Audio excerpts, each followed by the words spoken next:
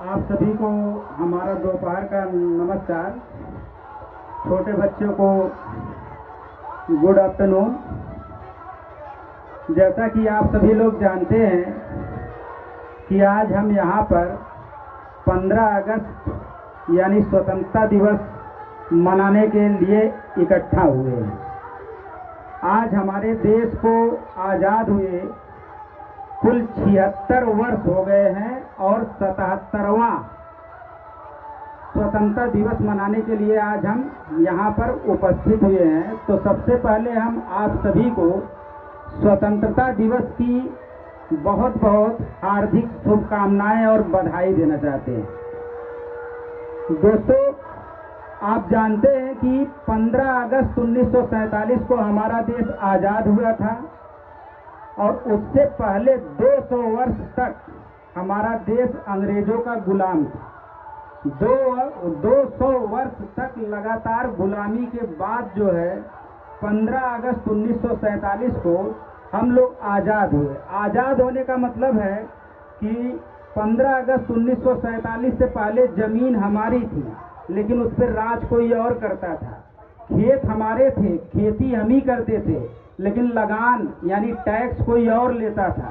यानी धन भी हमारा था, लेकिन उस पर दूसरों का अधिकार था। जमीन भी हमारी थी, लेकिन उस पर दूसरों का अधिकार था। मतलब सब कुछ हमारा था, लेकिन अधिकार दूसरों का था।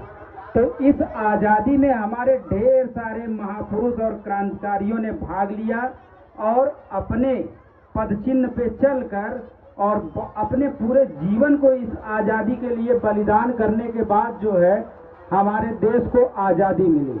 जैसे कुछ जो है मुख्य क्रांतिकारी महापुरुष हैं, जैसे महात्मा गांधी जी हैं।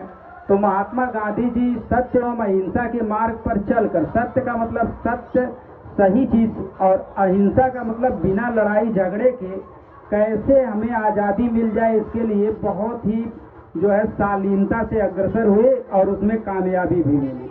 और हमारे देश के आज़ाद होते ही पहले प्रधानमंत्री के रूप में जो है चाचा नेहरू अपना पद ग्रहण किए और अपने देश को एकदम फर्ज से अर्थ पे ले जाने का काम किया।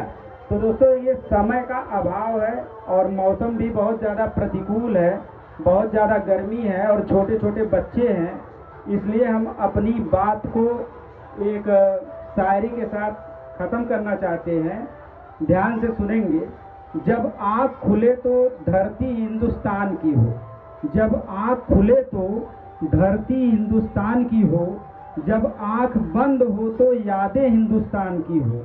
हम मर भी जाएं तो कोई गम नहीं, मरते वक्त मिट्टी हिंदुस्तान की हो। जय भारत, जय हिंद।